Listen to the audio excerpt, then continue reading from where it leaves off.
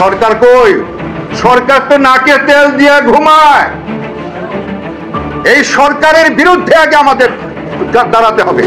শেখ হাসিনার পদত্যাগের পর থেকে দেশ জুড়ে যে অস্থিরতা বিরাজ করছে, এটার শেষ কোথায় আমরা জানি না। ইউনূস এবং সমন্বয়কদের ভিতরেও কিন্তু ঝামেলা চলছে। ইউনূস থাকবে কি থাকবে না এটারও কোনো গ্যারান্টি নেই। মূল কথা, আমাদের দেশ এমন একটা টিকে যাচ্ছে যেটা আমাদের কল্পনার বাইরে। এক্স্যাক্টলি কি হতে যাচ্ছে প্রতিদিনকার আপডেট নিয়ে আমরা হাজির হয়েছি, তো দেখতে থাকুন ভিডিওটি। সরকার কই? সরকার তো নাকে তেল দিয়ে ঘুমায়। এই সরকারের বিরুদ্ধে আগে আমাদের দাঁড়াতে হবে। কি করেছে এই পর্যন্ত 5 মাসের মধ্যে? বলেন একটা ইনিশিয়েটিভের কথা বলেন যে উনি এই ইনিশিয়েটিভটা নিয়েছে। আছে কোন ইনিশিয়েটিভ? বলেন তো, জুড়ে বলেন, আছে? এদিকে চিত্রনায়ক ফেরদৌস সাবেক প্রধানমন্ত্রী শেখ হাসিনার প্রশংসা করে বলেছেন যে দেশের উন্নয়ন তার ভূমিকা অত্যন্ত গুরুত্বপূর্ণ ছিল। তিনি উল্লেখ করেছেন যে শেখ হাসিনা শুধু নীতিগতভাবেই নয়, শারীরিকভাবে উপস্থিত থেকে বিভিন্ন সময়ে দেশের কল্যাণে কাজ করে গেছেন। পদ্মা ব্রিজ করেছে, এটাই কি তার দোষ? কর্ণফুলী টানেল করেছে, এটাই কি তার দোষ? এই মানুষের উপর কি আমরা আস্থা রাখতে পারি না? আমাদের একমাত্র আস্থা মাননীয় প্রধানমন্ত্রী শেখ হাসিনা। আমরা বলি যে আজকের এই শিশুরা আগামী দিনের ভবিষ্যৎ। এই যে শিশুগুলো বেড়ে উঠছে, কি নিয়ে, কি শিক্ষা নিয়ে তারা বেড়ে উঠছে, কি তাদেরকে আমরা দেখাচ্ছি? অগ্নিসন্ত্রাস, বর্বরতা। এদিকে সাধারণ জনগণ বর্তমান প্রধান উপদেষ্টাদের কার্যক্রম নিয়ে অসন্তোষ প্রকাশ করেছেন। বিভিন্ন গণমাধ্যম ও সামাজিক যোগাযোগ মাধ্যমে এই ক্ষোভ প্রকাশ পেয়েছে। অভিযোগ উঠেছে যে দেশের সার্বিক উন্নয়ন ও জনগণের মৌলিক সমস্যাগুলো সমাধানে প্রধান উপদেষ্টারা কার্যকর ভূমিকা পালন করতে ব্যর্থ হয়েছে। জনগণের মতে অনেক গুরুত্বপূর্ণ ইস্যুতে সমন্বয়ের অভাব এবং সঠিক নীতিমালা প্রণয়নে বিলম্বের কারণে দেশের প্রশাসনিক কার্যকর স্থগিত হয়ে পড়েছে। এছাড়া জীবনযাত্রার ব্যয় বৃদ্ধি, বেকারত্ব এবং দুর্নীতির মতো সমস্যা মোকাবিলায় দৃশ্যমান কোনো পদক্ষেপ নেওয়া হচ্ছে না বলে অভিযোগ করেছেন তারা। যে কোনো এক সরকার বসে গেলে আমার মনে হয় ভালো হয়। এইভাবে সংসার চালাতে পারতেছি না আমি। 38 বছর এই জায়গা। হঠাৎ করে কাজ কম হওয়ার কারণ কি দেখছি? এই দেশে উদ্যাপন না, আপনার টাকা আছে, টাকা ছাড়তেছেন না, কাজ করাচ্ছেন না, যে দেশের কি অবস্থা কি হয়। যদি এক সরকার বসিয়ে যেত, আবার আপনার মনোবল হয়ে যেত, আপনিও কাজ করাতে পারতেছেন। যে আমার সিরিয়াল বন্ধা কাজ, সাহেবরা কয় ব্যাংকে টাকা পাই না, বা কাজ করবো কিভাবে, কাজ টাকা ছাড়বো না, থাক এইভাবে চলি, এইভাবেই মানে এই করতেছে। যা কোনো কাজের কোনো প্ল্যান পাচ্ছে না বাবা, যেটা সত্য কথা। এই জন্য কি দ্রুত নির্বাচন দরকার? হ্যাঁ, নির্বাচনের দরকার। যে সরকারি আসুক, দ্রুত নির্বাচনের দরকার প্রয়োজন বাংলাদেশে। যদি বাংলাদেশ ঠিক মতো, মনে হয় 2-4টে মিস্ত্রি আছে আমার বয়সে, 2-4টা, আর সবই নতুন। কিন্তু অনেক ঝামেলা গেছে এই নয় বাজার, অনেক। তারপরে আমরা টিকে আছি। এই জায়গায় বাস কাউন্টার ছিল, এন্টি উঠ হইতেছে, ওই সিঁড়ির কাছে গেছে, এন্টি উঠ হইতেছে, ওই ভেটকুড়ে পার্কে নিয়ে গেছে, কা উঠ হইতেছে। আমরা এই জায়গা ছাড়ি নেই। আমাকে এই জায়গা ভালো পয়সা কামাই করছি, রোজগার করে সংসার বাঁচাইছি। বর্তমান বাবা সংসার বাঁচতেছে না, খুবই অভাবের ভেতর আছি। আজকে ওই যে ওই লোক বললো, আসলে 3-4 দিন ধরে কোনো কাজ নেই আমার। ওই যে বললাম 2টা ছেলে 2টা মেয়ে। এই কাঠ মিস্ত্রির কাজ কত বছর যাবত করেন? আমি বাবা এই কাজ করি 38 বছর। এই নয়া বাজার 30 টাকার চাল খাই, 70 টাকায় কিনা, তো শান্তির আমাকে কই আছে? বড় লোকের শান্তি, আমাকে শান্তি আছে? দেশটা তো আগের থেকে পচাইছে, দেশটা তার উন্নত নাই। বাজারে যাই, 100 টাকার নিচে সবজি নাই। আমার মতো গরিবেরা মাছ খেতে পারি না, মাছ তো চোখেই দেখি না। তা আমাকে কি শান্তি দিছে কও? ইলিশ মাছ কতদিন আগে খেয়েছেন? ইলিশ মাছ তো এই বছর চোখেই দেখি নাই। মাছে ভাতে বাঙালি হইলাম কোথাতে? আমরা আগে ছিলাম, এখন নাই। এখন আলু ভর্তায় ডালে বাঙালি, মাছ তো চোখে দেখি না। বাবা সত্য কথা বলছি, কোনো মিথ্যা কথা বলি নাই। আচ্ছা, গরিবের এখন জাতীয় মাছ কোনটা? ইলিশ। বড় লোকের ফ্রিজে ঢুকে, আমাকে আমাকে পেটে ঢুকতে পারে না বাবা। সপ্তাহে একদিনকে, বছরে খাইতে পারি না। মদিরে দেয়, বড় লোকে নেয়, তো আমরা পাবো কোথার থেকে? আমরা গুঁড়া পোনা মাছও খাইতে পারি না। আগে আনছি বাগানে কেজি 400 টাকা কেজি। আমগো মতো মানুষ যদি 200 টাকা কেজি যা মাছ কিনি, তো চাল কিনুম কিনা, তরকারি কিনুম কিনা। লাস্ট গরুর মাংস কতদিন আগে খেয়েছেন? এই যে খাইছি। গরুর মাংস চোখে দেখি না, মুরগিও চোখে দেখি না। ডাল ডিম, ডাল ডিম, তাহলে আমরা শান্তি কোথায় বলো? অন্তর্বর্তীকালীন সরকারের কাছে কি চাওয়ার রয়েছে আপনাদের? কি চাওয়ার?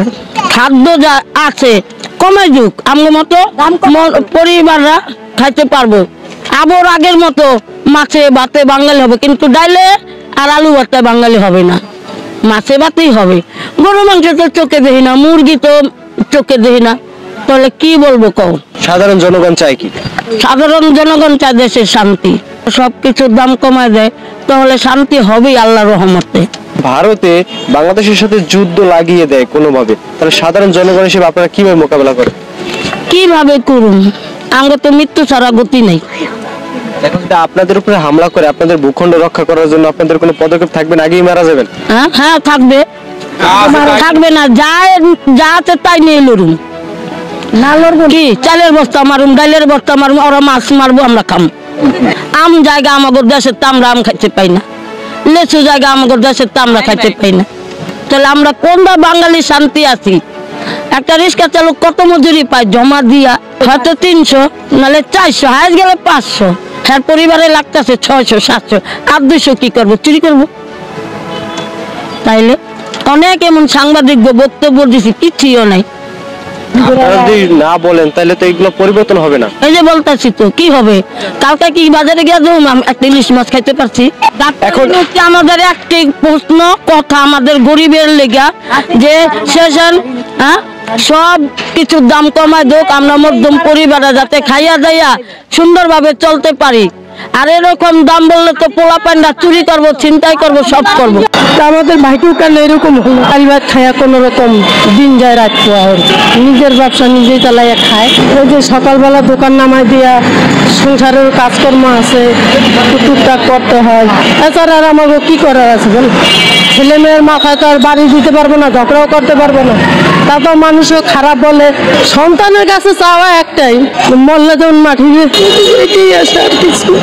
ছেলে মেয়ে 5 জন, পোলাপানের মাই আমার সর্বনাশ করছে, মানে পথে নেমে গেছে, সব কিছু নিয়ে গেছে। আমাকে এক পোয়া চাল ঘরে রেখে যায় না, এক পোয়া চাল বা 5টা টাকা যে ঘরে রেখে দিবি তাও দেয় না। সে যাওয়ার কারণটা কি? আর সে জানে, আর আল্লাহ জানে, আমি জানি না। কত বছর হয়েছে যে? 7 সালে গেছে। আপনি কি তারপর বিয়ে করছেন নাকি? তারপরে বিয়ে করছি, তার আল্লাহ দিলে একটা বাচ্চা আছে। সে বাচ্চা কি ক্লাস 5-এ পড়ে। এখন বর্তমানে আমার সরবরাহ হয় এই ঢাকায় আছে। আমি টুপি, মোজা, মাফলার, বেড়া, চিরুনি, আয়না এগুলো বিক্রি করি। 200-400 টাকা যদি আল্লাহ রোজগার দেয় ওতেই চলে, কোনো রকম ডাল ভাত খায় আল্লাহ জীবনটা কাটাইতে। বস মাসে শীতের মধ্যে আমাকে বোতল ধরে খাওয়া লাগে, মাঝে কষ্ট করে কয়, দুঃখ করে কয়, শুয়ের কথা কয় না কেউ। এটি করতে করতে পাত্র হয়ে গেছি। এখন আমার কেউ ভালোবাসে না, মনে করেন আমি এখন বেশি হয়ে গেছি সবার কাছে। বাসায় কাছে বুড়াইলে মানুষের সবার কাছে বেশি, পোলা গো কাছে, বউ গো কাছে, মাইয়া গো কাছে, আশি বসি কাছে, দেখো ঘরে থাকি হ্যাঁ গো কাছে, সবার কাছে বেশি। এই কথা দি কয়, ওটি শুনলে মনে কষ্ট লাগে যে 2বার করে খেদাই দিছে। আর 5 তলায় থাকে, আমি নিচে সিঁড়ি করে থাকি। আমি দিলে 1 সালাম দিলে 1 সালাম দেয়, নাইলে দেয় না। না মায়া তো নেই কেউ। কেন মনে হয় আমি একলা মানুষ, আমার তো কেউ দুয়ারে যাওয়া লাগে না। আমার এক পেট, আমার তো কোনো পোলা মাইয়া নাই যেন আমার কামদানি আছে। আপনার বেতন যদি 1 মুঠ ভাত দেন তো আমার হয়ে দেখা। আমাকে শীতের মধ্যে, বস মাসে শীতের মধ্যে আমাকে বোতল ধরে খাওয়া লাগে। মাঝে কষ্ট করে কয়, দুঃখ করে কয়, শুয়ের কথা কয় না কেউ। কইলাম না ছোট কাল জাল বাইতেছি, এটি করতে করতে পাত্র হয়ে গেছি। এখন করলে কেন ঘরের ঘরে গিয়ে আমার নিজের বাড়ি, নিজের ঘর যেন গিয়ে দেখলাম ফোন দেখতে পারে না, সন্ধ্যাকালে বিয়ে থাকুন এরকম করে গোসল করতে দেয় না, পানি দিয়ে খরচ হয়, কারেন্ট বিল উঠে, এটি কয়। এটি হলে কিন করে না, এর লেগে জিদ করে ইয়া করি। আমরা কোনোদিন এটি মনে করি নেই কিছু। এখন ভাইও নাই, এখন ভাইয়ের বউ আছে, হ্যাঁ উত্তরা থাকে, আমার জিগায় না, না বাসা নেয় না, আমার বাসা চিনায় না। আমি কাছে যান খেতে, আমার কষ্ট হইলে কি হইব? আমার কষ্ট হইলে হ্যাঁ কষ্ট হয় না, হ্যাঁ কষ্ট হইলে তো আমাদের তো হালাই ঠিক হয়ে মেঘলা হেলে তো নিতেই আমারে। বাইর বেটার আছে দুধবা, হ্যাঁ জিগায় না।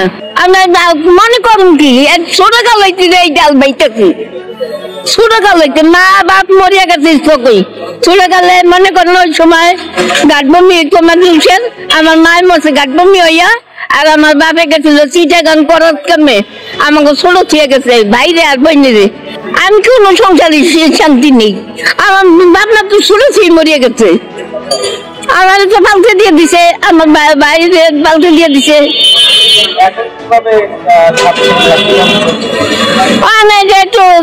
খাই আর কাপড় চোপড় ভিজে হালায় ওই ঘরে দিয়েছে, রাইতে ঘুমাইতে হয় নিজের ইয়ে করিয়া টাকা দিয়া তারপরে চকি আনছি। কাপড় চোপড় মাইসে দেয়, দেশে দেয় মাইসে ভরে থুই, ওই টাঙ্গি ছাড়িয়ে থয়, ওই পানি দিয়ে হারা রাইত ভরিয়ে ভিজে থাকে।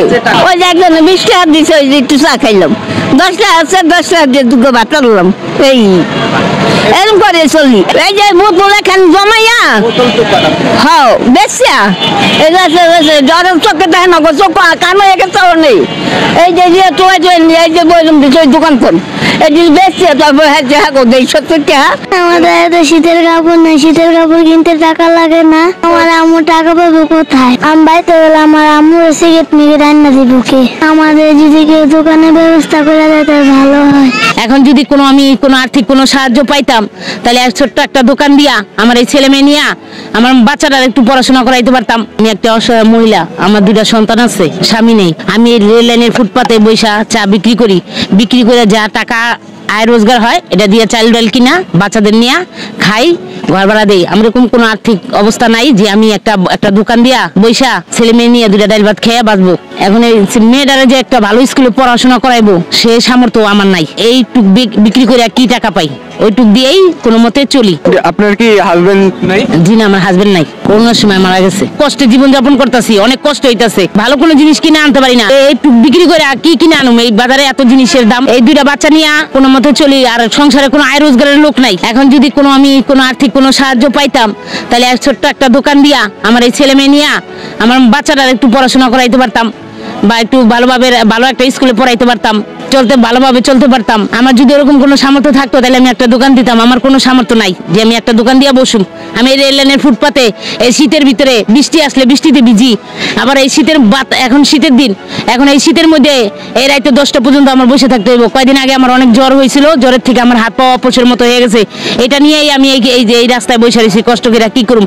যদি আমি এগুলা বিক্রি করি তাহলে চাল ডাল কিনা বাসায় নিমু, তাহলে ছেলে মেয়ে খাইতে পারবো, নাহলে ছেলে মেয়ে খাইতে পারবো না। তাই বৃষ্টি আইলো, বৃষ্টির ভিতরে ভিজে এখানে বসে থাকি আইসা, এই শীত থাকলে শীতের মধ্যে আইসা থাকি, শরীর অসুস্থ থাকলে অসুস্থ নিয়ে এখানে আইসা বেশি। যদি 20 টাকা বেচতে পারি তাহলে ছেলে মেয়ের হাতে দিতে পারবো, সকালবেলা ছেলে মেয়ে খাইতে পারবো, নাস্তা খাইতে পারবো। আর নাহলে নাস্তা খাইতে পারবো না, পাম খাই। আমাদের তো ওরকম কোনো টাকার পয়সা নাই যে আমি ঘরে কিছু কিনে নিয়ে জমা রাখুম। আমিও তো মানুষ, আমিও তো আর 5 জনের মতো ভালো থাকতে চাই, ভালো খাইতে চাই, আমার ছেলে মেয়েরও তো ভালো জায়গায় রাখতে চাই।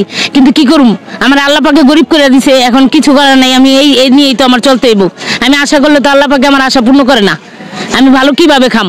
এগুলা কি এতটুকু জিনিস বিক্রি করে, চা ফুটপাতে বিক্রি করে কি ভালো জিনিস খাওয়া যায়? ভালো পরিবেশে থাকা যায়? অনেক সময় অনেকের অনেক জিনিস দেখলে, রাস্তায় দেখলে কান্নাকাটি করো, মা আমার এটা কিনা দাও, এই ফলটা কিনা দাও, এই খাবারটা কিনা দাও। ও মা আমি কই থেকে কিনা দিব? যাও, আমি বেচে কিনা ভালো করতে পারলে তোমার কিনা দিব। সান্ত্বনা দিয়া ওরে বুঝ দিয়ে রাখি। তখন তো নিজের ভিতরে বিলিং ভাইয়া বলে যেরকম লাগে ওই রকম নিজের ভিতরে লাগে। কি করুম, কিছু করার নাই। নিজের সান্ত্বনা দেই, পোলাপানটা বুঝাই, তোমার কিনে দিলে যাও পরে। এই পোলাপান কান্দাকাটি করে করে থাকে, ভালো মনের মানুষ থাকে। আমার যদি কোনো সাহায্য করে তাহলে আমি ধন্য, তাহলে আমি আল্লাহ পাকের কাছে তার জন্য দোয়া করুম। আমার ছেলে মেয়ে দোয়া করবো যে আমার ছেলে মেয়ে তার জন্য ভালো লেখাপড়া করতে পারলো বা খাইতে পারলো, রিজিকের ব্যবস্থা করে দিল। বাচ্চাদের বই নিয়ে পড়তে বসার সময় তুমি যে এখন এখানে বসে আছো, পড়তে পারতেছো না, এতে তোমার খারাপ লাগছে? আমি বাড়িতে গেলে আমার আম্মুর সিগারেট মিগে রান্না দিব কে? এখানে তো তোমার আম্মুর সহযোগিতা করো এখানে বসে। হ্যাঁ, আমাদের এত শীতের কাপড় নেই, শীতের কাপড় কিনতে টাকা লাগে না। আমার আম্মু টাকা পাবো কোথায়? তুমি যে এই ঠান্ডার ভিতরে একটা গেঞ্জি পরে আছো, তোমার এখন কষ্ট হচ্ছে না? জি, আমাদের যদি কেউ দোকানের ব্যবস্থা করে দেয় তাহলে ভালো হয়। তোমার যদি পড়ালেখার খরচটা কেউ চালায়, বা তোমার স্কুলে যাওয়ার ভালো একটা স্কুলে যাওয়ার ভালো একটা পোশাক পরার ব্যবস্থা করে দেয়, তো তুমি কি গ্রহণ করবা? জি জি। এখানে এই মহিলা অনেকদিন যাবত এখানে ওই একটা মেয়ে নিয়ে এখানে চাটা বেচে, মানে খুবই অসহায় আছে।